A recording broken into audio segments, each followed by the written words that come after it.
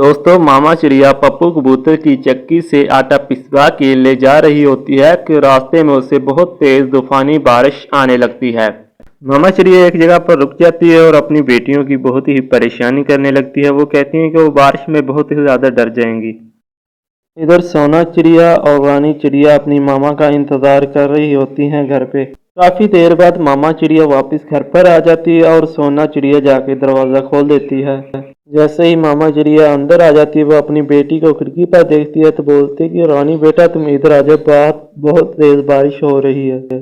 रानी चिड़िया खिड़की से नीचे उतर आती है और अपनी मामा को बोलती है कि मैं मामा आपका ही इंतजार कर रही थी। फिर वो तीनों किचन में आ जाते हैं खाना पकाने के लिए। मामा चिड़िया जैसा ही खाना पकाने के लिए जाती है, उसको चक्कर आते हैं और वह जमीन पर गिर जाती है।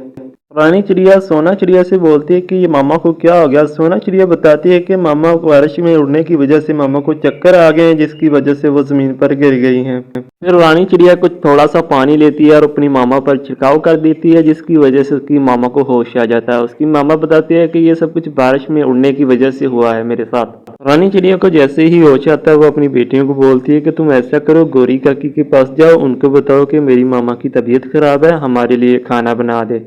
रानी चिड़िया और सोनू चिड़िया गौरी कवि के पास आ जाते हैं और सारा ही वाकया सुना देते हैं। फिर खाना पकाने के लिए बोल देते हैं।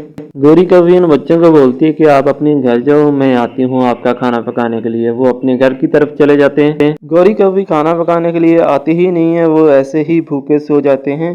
कुछ देर बाद मामा चिड़िया की आंख खुल जाती है। वो कहती है कि मैं कैसी माँ हूँ, मेरी बेटी भूखी ही सो गई है, मैं इनको खाना तक नहीं खिला पा रही हूँ। वो हिम्मत करके किचन में आ जाती है खाना पकाने के लिए, लेकिन बीमार होने की वजह से उसको दोबारा से फिर चक्कर आ जाता है, जिसकी वजह से वो जमीन पर गिर जाती है।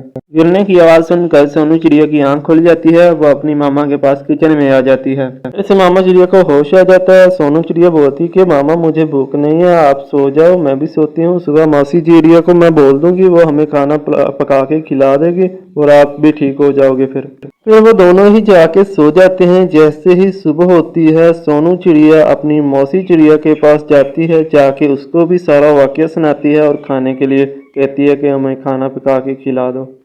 मीनू मासी जैसे ही ये सारा वाकया सुनती है, बहुत परेशान होती है और सोनू चिड़िया को खाना पकाकर खिलाती है। फिर वो सोनू चिड़िया के साथ उड़ते हुए उनके घर पर जाती है। मीनू मासी अपनी दीदी से पूछती है कि दीदी आपको क्या हो गया। तो उसकी दीदी बताती है कि बहुत बारिश आने की वजह से मैं उसमें भीग गई थी, जिसकी वजह से मैं बहुत बीमार हो गई। फिर मीनू मासी उनको खाना बनाकर खिलाती है और उनका ख्याल रखने लगती है। कुछ दिनों के बाद मामा चिड़िया ठीक हो जाती है और अपने बच्चों के साथ खेलने लगती है।